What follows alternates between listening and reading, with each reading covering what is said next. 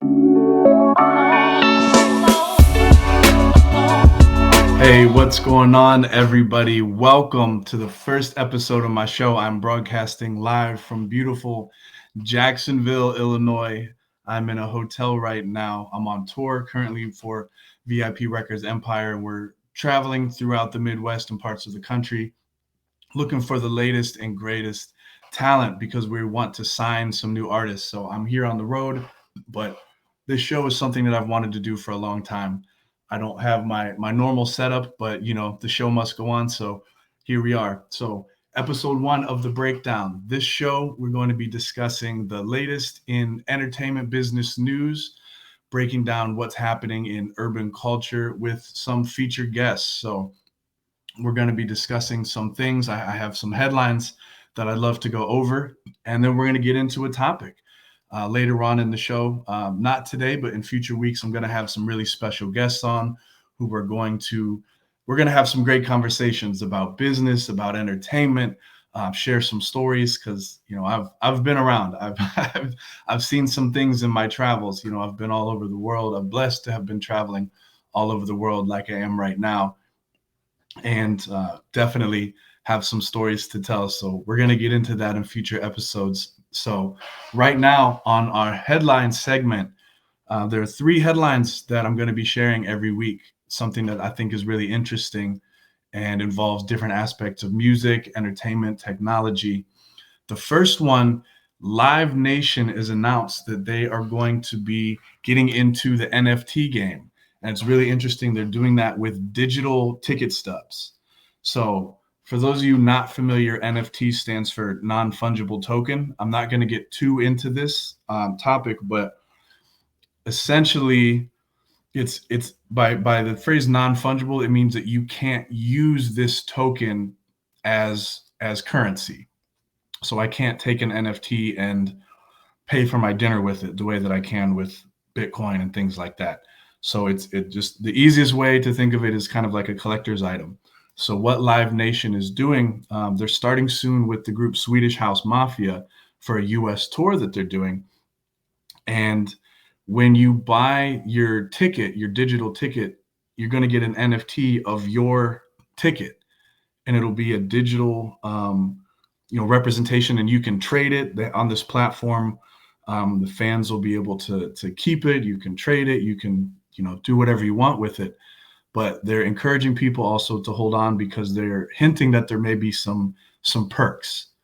Maybe the artists might do some giveaways or things like that with the people that hold on to their tickets. So that's just something really interesting to look into. Another one, McDonald's has been doing a lot of stories lately, or not stories, I'm sorry, they've been doing a lot of sponsorship and endorsements lately with meals. You've seen Sweetie had one, Travis Scott had his own meal. I think it was, I don't know if it was Bad Bunny, but there was a reggaeton star who had his own meal as well. And it looks like the next one is Mariah Carey.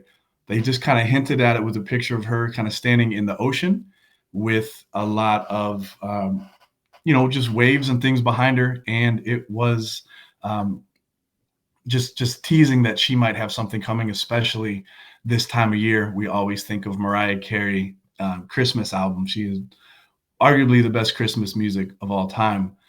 So it'll be interesting to see if they tie that in with anything with the music that this time of year. Possibly something with seafood. I don't know if they're doing something with the fish sandwich or standing in the ocean, but we'll have to, stay tuned and see what that is. I think the idea of people having their own meal is interesting. The idea of collaborating with fast food places to develop your own thing, I think is very interesting. So I'm looking to see if other businesses follow suit, of other fast food places. I know a couple other ones have, but I'm interested to see and look up. Maybe we'll do a further breakdown on it if that is profitable for the businesses, if they've been able to track. I know the Travis Scott meal, there were people reselling the receipts. Some people were selling the burgers on eBay. I don't know if anyone actually bought them, but they were trying to sell it. So today's topic that I really wanted to get into, and I know this is something a little controversial, is Are artists overpaid? And I know that that's a crazy topic coming from the entertainment side of it, from the business side of it, from the artist side of it, because I know that most of us would say, no, we're not overpaid. It's the opposite. But I want to talk about a misconception about there not being a middle class in music.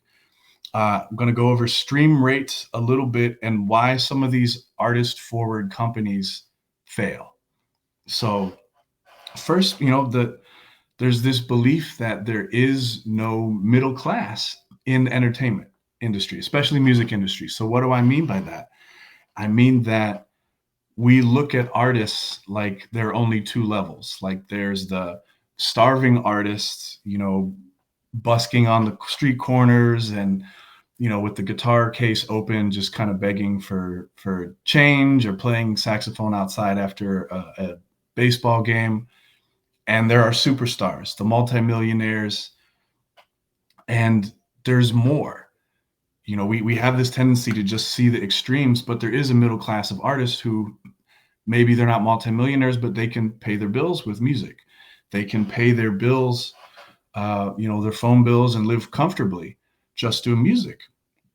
So in this whole process of, our artists overpaid, we have to recognize that there is a larger group than we think of artists who can actually make a living with their music. But we have to look at how the payments and things have changed over the years. With CD sales, it was easier to calculate earnings for artists because there's a fixed rate. The CD is $10.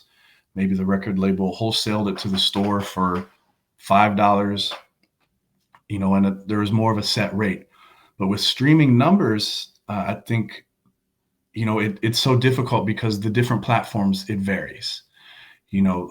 Apple Music pays differently than Spotify, which pays differently than YouTube, which pays different from Tidal and these other ones. And the average stream rate for Spotify is 0.004 cents. It's 4 thousandths of a cent. So every 1,000 streams, if you're lucky, generates about $4. I've had some that only generated $2 to $3. I've had some where it generated like 6 or 7. And that varies too because of how the streams are calculated. So if I have a premium account on Spotify, that rate pays differently than if I have a free ad-supported version. And as artists, sometimes it's hard, and we need to remember that when we're trying to calculate, because of how are the companies supposed to pay us? How are we supposed to get paid if it's not a consistent number? With a $10 a month or even the family plan, $16 a month, they know that they have a guaranteed amount of money coming in and they can divvy it up. But if it's only based on streaming with advertising, that varies. That varies based on how many advertisers they have, how many ads were heard, how many times, by how many people.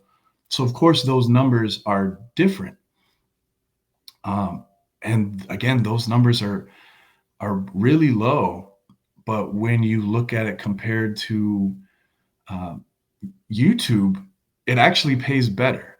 So they pay better. Spotify pays better than it's good, but they pay better. Apple Music pays better than that. Tidal pays better than that. And Napster, of all places, pays the best, which is really interesting for any of my my co-millennials who remember Napster days when, well, to think of it, Napster is kind of the reason that we're in this streaming situation now. Napster was what blew everything open to digital file sharing and listening to music digitally. Before, it was all CDs and radio and cassette tapes, vinyl. But with the piracy issues that were caused by, I don't want to say caused by, but directly related to Napster, that kind of opened all of this stuff up for what we're in now. And one thing that we creatives have to keep in mind, which is tough, is the problem that streaming services are solving is not the artists need payment problem. The problem that they're solving is the piracy problem. They recognize people want access to whatever they want when they want it online, and they want it now. So how can we do that in a way that the rights holders are at least paid something and the people aren't illegally streaming and stealing music? That's the problem that streaming services are solving.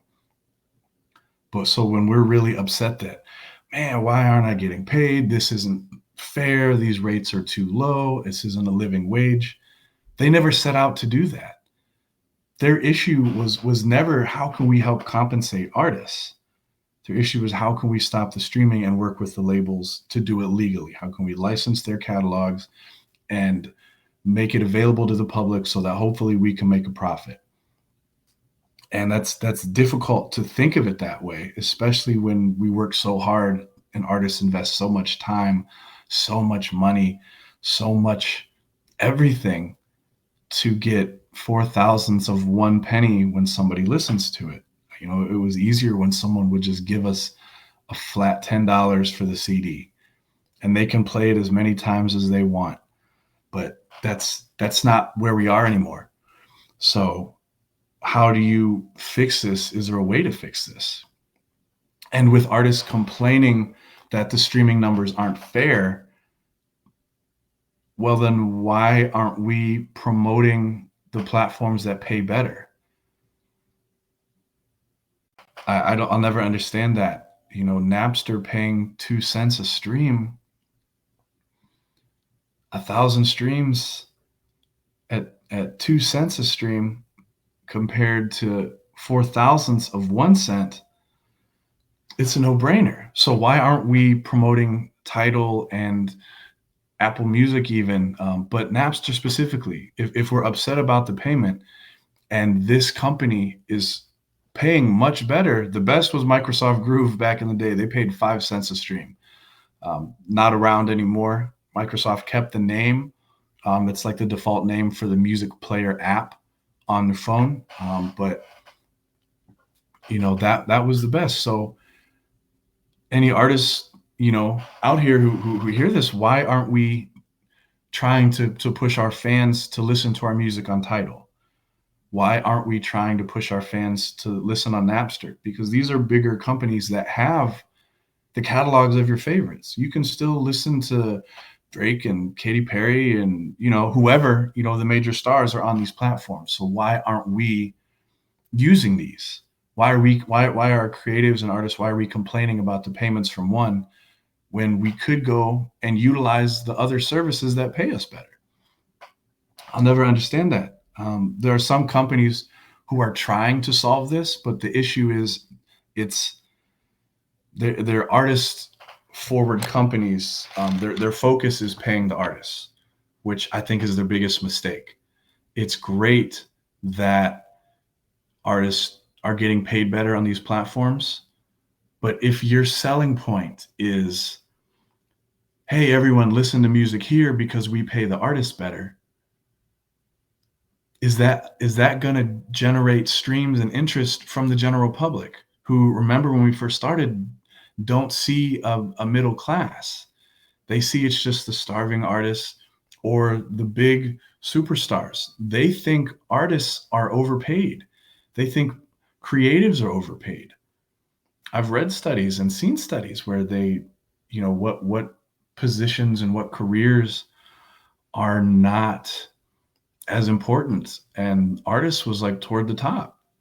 Even though art is around us all the time, it was the music and the creativity in film and TV that kept so many people sane during the lockdowns. So we clearly have a value for music and entertainment, but for some reason, you know, there's always this disconnect. But these companies, there was one, I was an ambassador for a crypto company called Music Coin.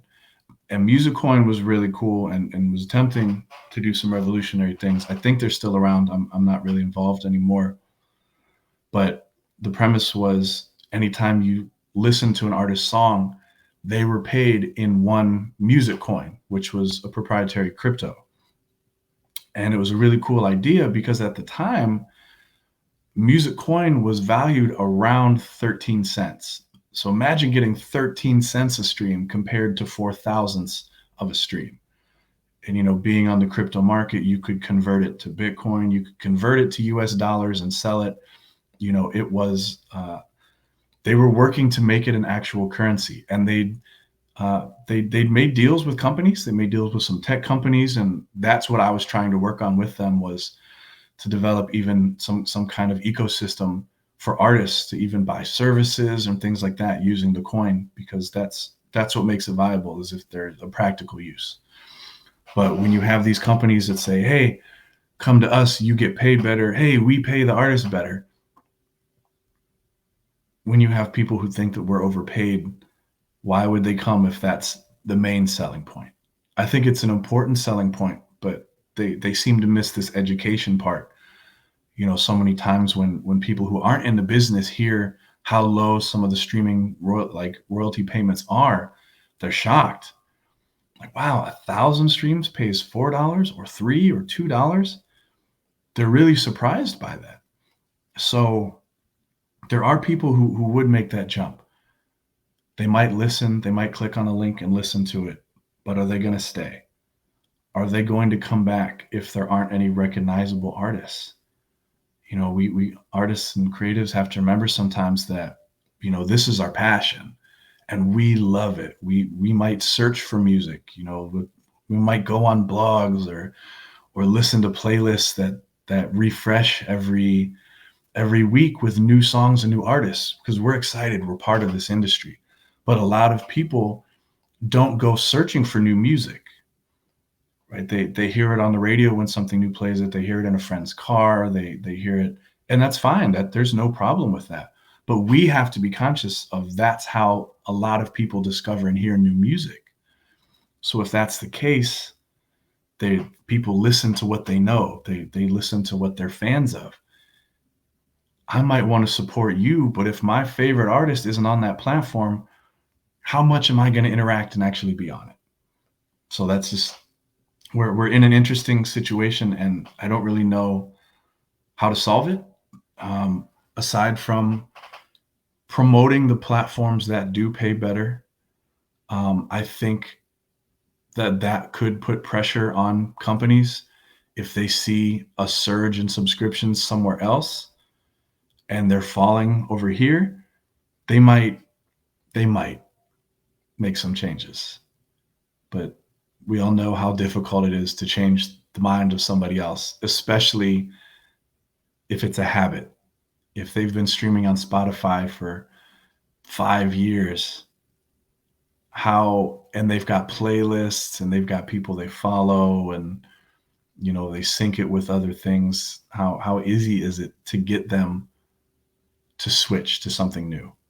Even if it has everything else, are they going to want to make their playlists all over again? Are they going to? So here we are. Here we are, ladies and gentlemen. I don't know. I don't know what the answer is.